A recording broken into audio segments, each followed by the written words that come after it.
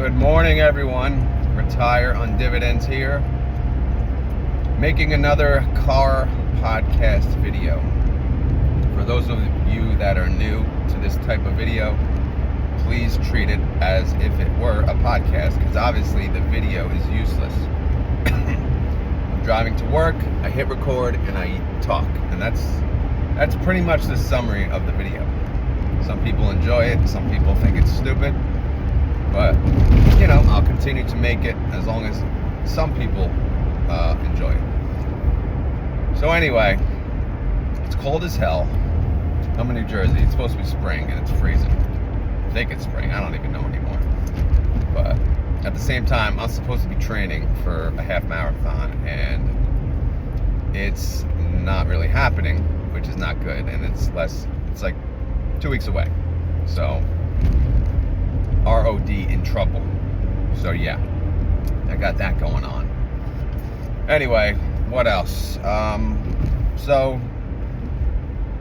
this is my last Friday. I'll have to commute into work because the reason I drive into Fridays is I have to go into the office 2 days a week, and Friday was the only day that worked outside of the core day because my wife is off on Fridays. But her last day at her job was yesterday. Thank God. So next week I can go in normal days during the week,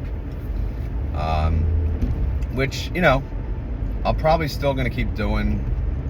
One of those days I'll do the car podcast.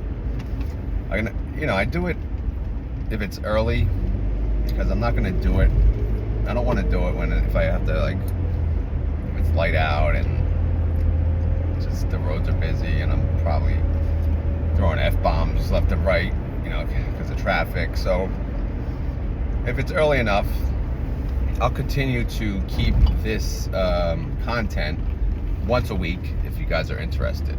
Worst case, once every 2 weeks or so. So anyway, I got that to look forward to, and that also will help my daily videos as I plan to release them. I can now get them done early and release them by 6:30 a.m. and be consistent every day. Saturdays, I guess, up in the air because that's the one day I try to sleep in. But we'll see. I don't think many people care as much on the Saturday as they do during the weekday. So we'll see how it goes. So yeah, a lot to look forward to. Content should get better. My,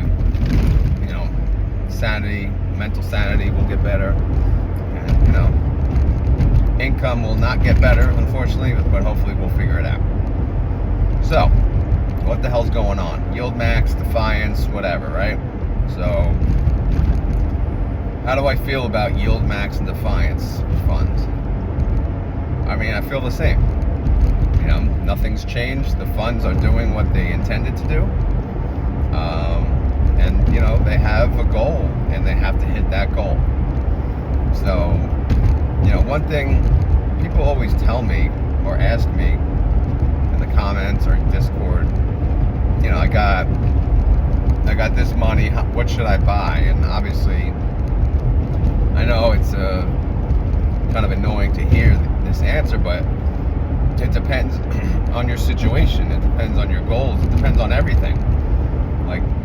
People are buying YieldMax and Defiance for the income. I don't want to leave out Rec Shares or Round Hill Now or Curve, but you get the gist. All of these income funds, their purpose is income. People buy them because they want their money to produce income now. So if that's something that you want, okay, mark that checkbox off, right? And then the next question is, how much do you need? And how much can you reinvest? This and that and the other thing. Because if you look at YieldMax funds, not all of them work the same.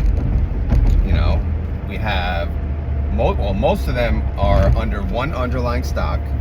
And then there's some of them that are diversified, like YieldMax, YMAG, and Ulti. They are a diversified option for the YieldMax fund. And, you feel a little better having some diversification.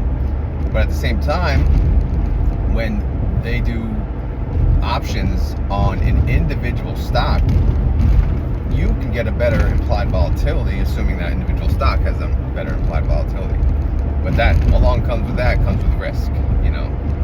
So we see the good thing about TSLY coming out first is you could see firsthand like the good and the bad, right? The good and the bad with these funds. So the good is obviously the income can be generated and there is some upside, but the bad and the very bad is the downside is unlimited. But you know, the downside is unlimited when you buy any stock. You know, I don't know if most people understand that, but it's, you know, that is the case. Nothing changes, right? Just because whether you buy Tesla or whether you buy Tesla, your downside, you know, in fact, your downside is a little protected on the YieldMax funds because you're making premium on the way down. But with Tesla, yeah, you know, that's the downside exposure. You know, it's all there. It's all there. So the risk is there. So, in summary, I feel the same about YieldMax and Defiance. But, you know, I'm at the point, the reason for my taxable account and investing in income funds for me was to use these funds when my wife quits her job and can stay home with the children, right? So, YouTube actually has been a little more successful than I had thought in the beginning. So I've been doing decently. So YouTube may be able to help cover, you know, the bills, you know, and replace her income. Obviously, I'm not making what she made, but, you know, minus daycare, minus gas and tolls, minus all these other expenses when she went to work, you know, we may be okay with just my income and YouTube income. So that being said, I may not need the income from the taxable account, the Retire Now account. So my strategy can change. You know, I have the option. I don't need to produce a set income by a set date. So that's a good thing. I still want to produce income in case something happens, but you know, I could be a little less aggressive. I don't have to invest all my money in the high yielders. I can invest some in the lower, safer ones, and then some in the high ones. So, you know, we'll see how that goes. But to be honest, the more I cover YieldMax, the more I talk about Defiance, the more I want to do options myself. And options could be a dangerous game if you do it yourself, and you got to do it right. So the reason I stopped doing options is because I just did not trust myself, and I'm getting to the point where I think I'm ready, you know. And I've been trading some options recently on TSLL, which is it's a 1.5x leverage Tesla fund, which I've been selling puts, selling calls, essentially doing the wheel strategy. And I'm not gonna lie, I'm having a blast. It is like, you know, it's fun. It is really, really fun doing options yourself. I know a lot of people who have never done them, it's so intimidating, but I highly recommend learning it. Like, just, I don't care from who. Like, I have some options for beginners videos, but there's a lot, you know, better people out there that just Google options for beginners or buy a book. You know, a lot of what I learned was through a book, and obviously playing with real money. So if you're like interested in income and doing options yourself, I would say definitely look into it. Obviously not financial advice, guys. I'm not a financial advisor. You know, this entire video is for fun and entertainment. But you know, take it. You know, I'm someone who learned from, you know, playing, and you know, I stopped because I should have, and now again, these funds came out and they kind of remotivated me to do my own. I still want to buy all of their funds because they are better at options than me, and they are the experts. But you know, when it comes to, I gotta be honest, when it comes to Tesla, I'm more comfortable doing my own options on Tesla. When it comes to AMZ, like Amazon and Facebook and like Netflix, those stocks, they move, they're a little more predictable. They don't move as much, except maybe earnings or, some crazy news. But yeah, those they can do for me. I'd much prefer own those funds. But Tesla is just, it's its own animal, man. It is a monster, and it is scary. And the way they trade it, sure, it can work, but sometimes it just can't. So I'm honestly, don't be surprised if I eventually sell all of my Tesla and do my own options on Tesla. Not Tesla, but TSLL. I can't do them on Tesla because it's too expensive. I don't have that kind of money in my account. And TSLL, it's a 1.5x leverage fund, and it's much cheaper. So it's like around $10. So it's less than $10 right now. It's gonna turn into a double leverage fund soon, but I'm okay with that. Again, with options, keep in mind, to do one contract, you need enough money to support 100 shares. And in my opinion, and the way I'm doing it, I need enough money to be able to play with at least 5 up to 10 contracts. And the reason for that is when I say I sell a put and I get assigned and the stock keeps going down, well, guess what? I can't really sell a call if it keeps tanking. I can go further out expiration wise, but I'd prefer to have more money to sell more puts and lower my average, and then rinse and repeat. And then if the stock, because right now Tesla's on the downside right now. Tesla's been tanking, so I've been selling puts, and I have 4 contracts that are assigned. So I own 400 shares of TSLL. So my plan is I'll sell calls at a price at or above my average, but I'll have to go further out because again it keeps tanking. But at the same time, guess what? I'm gonna sell more puts. I'm gonna sell puts that are for a price that is lower than my average, because guess what? If I get assigned, then it lowers my average. And if it lowers my average, selling calls overall is much more profitable for me. Because regardless of each individual contract and what the average is for each individual, I just look at it as a whole, right? So right now, say I own 400 contracts. So anytime I sell a call on any of those contracts, my average is $8.75 for TSLL. My calls are going to be $9. That's it. I'm going to sell calls at $9. And if I can't do it, if I can't find anything at $9, I'm not going to sell calls. So what I'll have to do is I'll sell more puts. All right, and that's going to be my plan. And I'm going to have fun with it. If Tesla continues to go down, it's going to get a little harder and a little harder. But again, that's why I need enough to have 5, possibly 10 contract money. And when we say 5 to 10, like 10 contracts, around $10 a share, we're looking at a G, not a G. Yeah, so what is that? Oh my God, I can't even think. No, a G times 10. So that's $10,000. So I kind of need $10,000 to play with TSLL. Hopefully I don't, but I need it as an option. So that money, that 10 G's doesn't have to be in cash. It could be working. It could be working in Tesla. It could be working in any other fund. And I'll take it out if needed, whenever is needed, and then I'll sell more puts.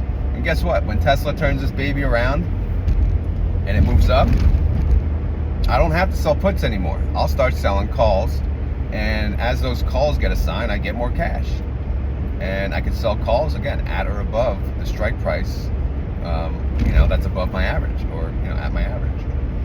So it's options is the most. It sounds so intimidating, And when I first started, I'm like, I'm not doing options. It's way above my head. And I did it. And I gotta, like I said, it's awesome. It really is.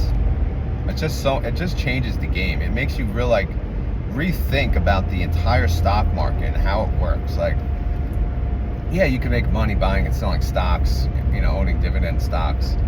But once you realize how options works and you can do it on your own, it's just unbelievable. Like, you get to the point where I'm never gonna buy stocks again. I'm just gonna sell puts, and that's how I buy stocks, right?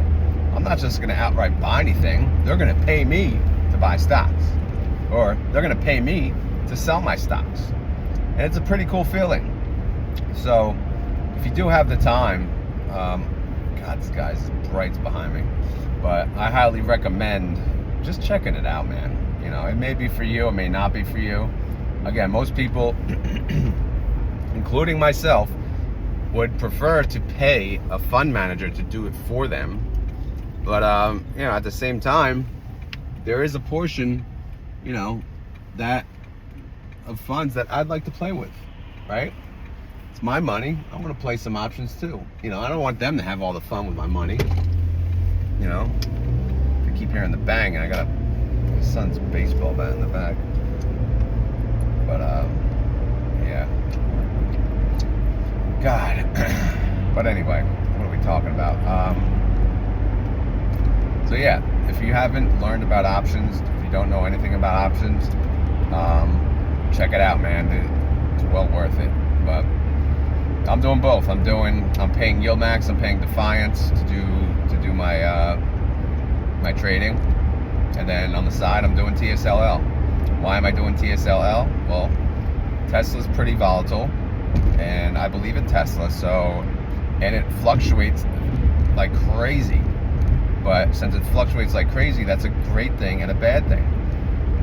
It's great because, again, the IV, the possible gains from it, and then it's a bad thing because I could get smoked, right? I could get smoked, and let's hope that doesn't happen. All right, stuck at this light, but yeah, we'll see how that goes. I'll keep you guys posted. I make weekly update videos on how I'm doing with my options trading. I also combine it with my swing trading, which I do in another account, but I'm having fun with that too. But yeah, anyway, so that's the update on that. Quick update on the channel. Like I said, I'll be doing the daily videos now, and who knows, maybe forever. I'm going to do Monday night live streams weekly starting April 8th. If I can't do it like one Monday, then so be it. I'll skip a week, it doesn't matter. But it's not like, nothing locked in. April 8th is, I already put it it's on the calendar. And then I have towards the end of April a live stream I'm going to do with Sylvia Jablonski, who was on my channel previously. But this time I want to give the audience, you guys, a chance to ask the questions. And I will only be taking questions live from the YouTube.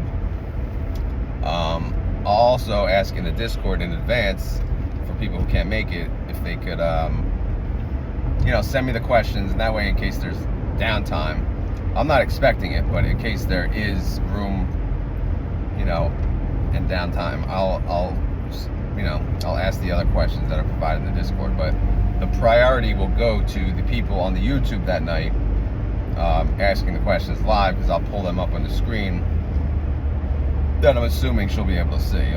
I'll read them off anyway, but it'll be fun. As far as other interviews, there's no, again, I've never got into this to do friggin' interviews. It's not, it's okay. It's okay.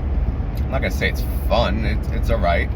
I don't mind it. It's it's like I'm working. I do this crap all the time. I spend most of my day on on Microsoft Teams, right?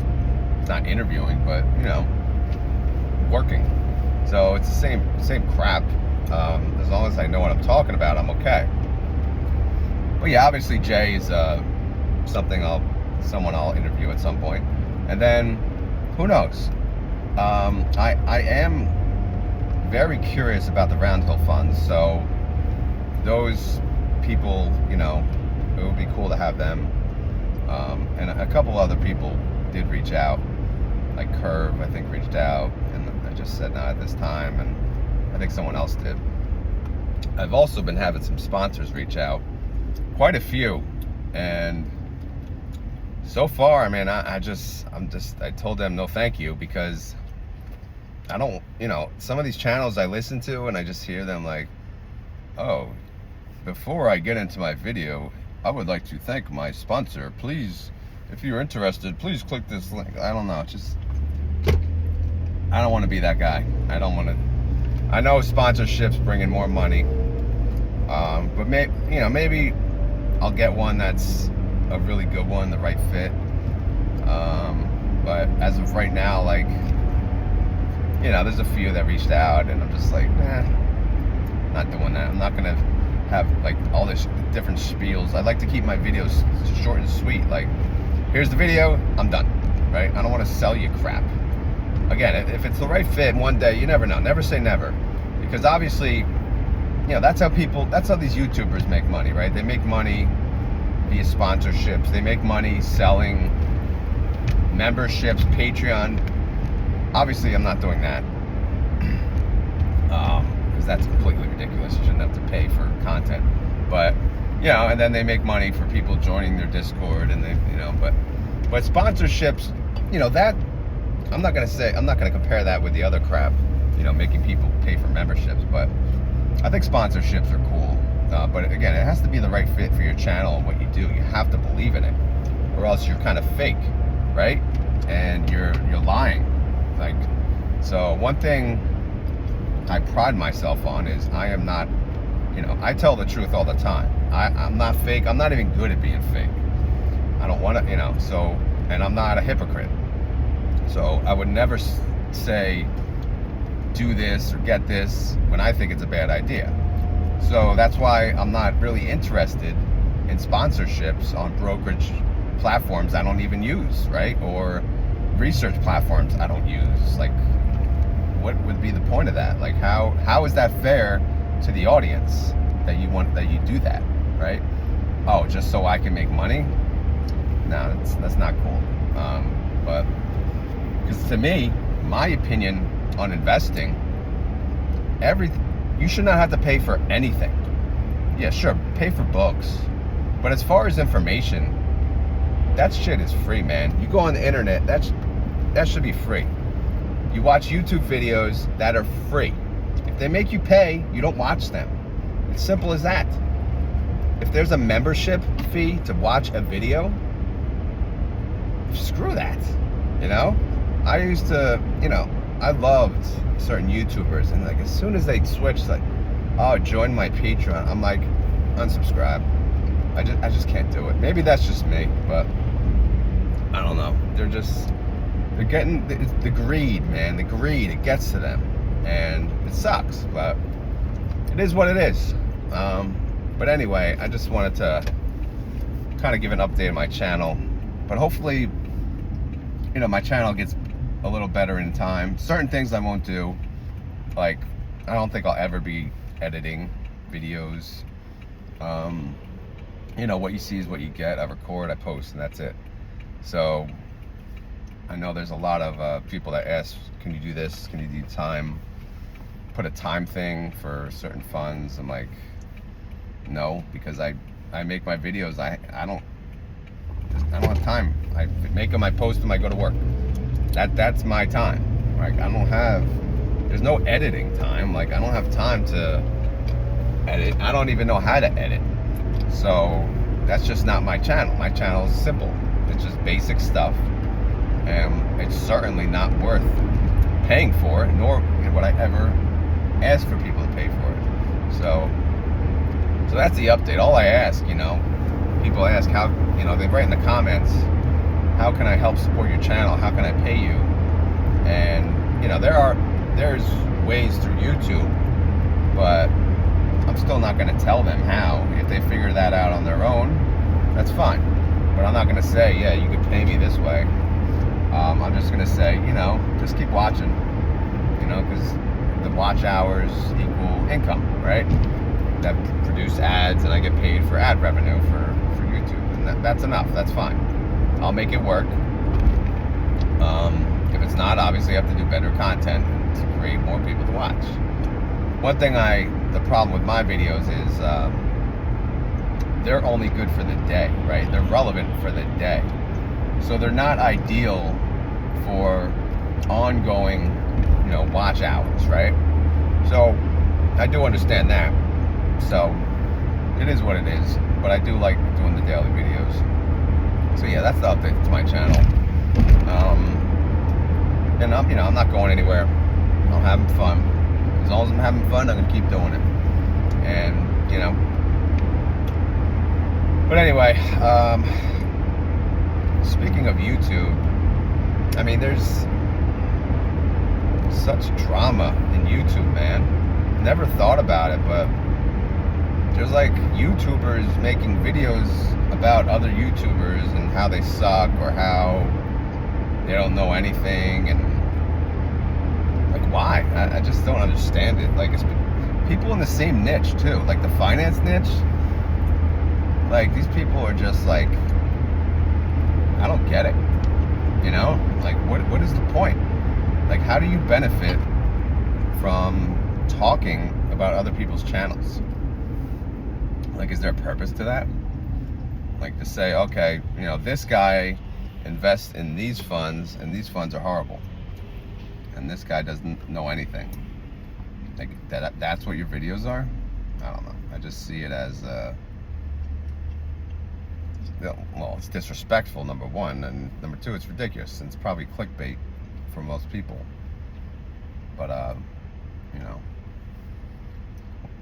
most, that's what they do. Like, some people, they strive off drama, and it's sad. Like, they can't come up with their own content, so they make fun of other people's content, and I just think it's ridiculous. And they should find something better to do, man. How about educate your following?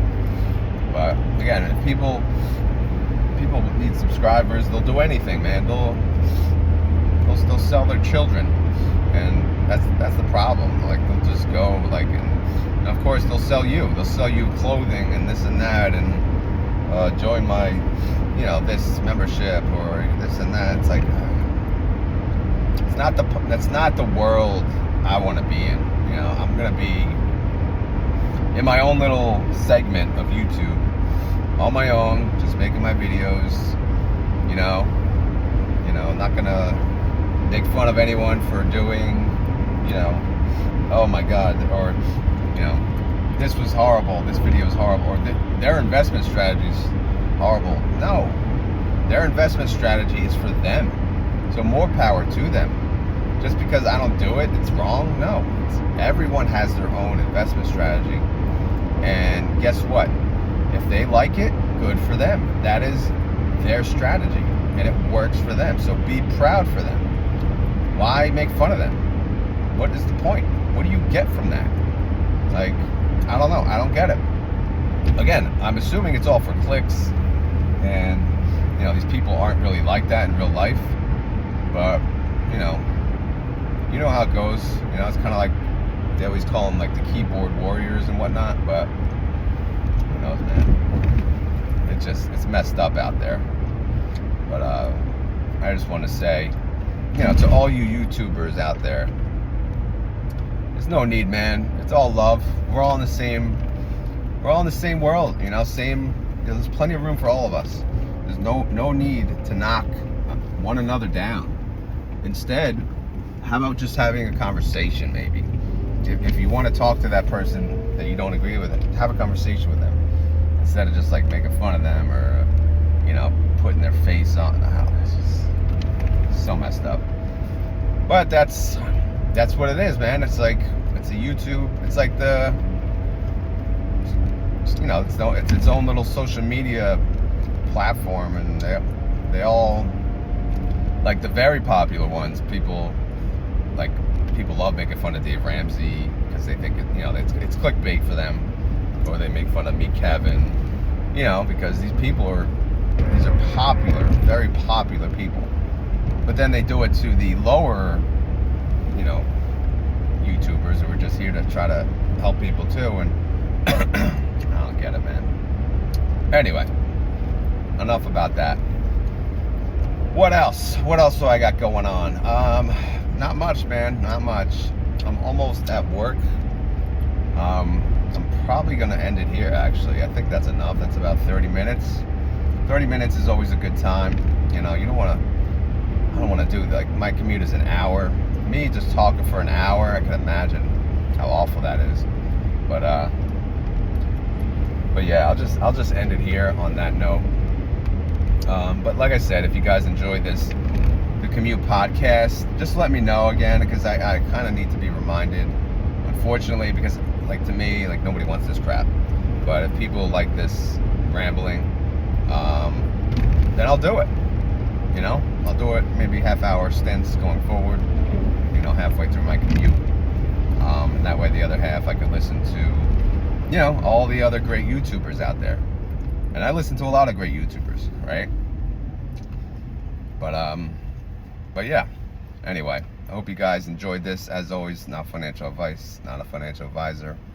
This video is for fun and entertainment. If you did enjoy this video, please hit the like button. And yeah, that's all I got. Any questions, concerns, comments, want me to rant about certain things next time, let me know. All right, later.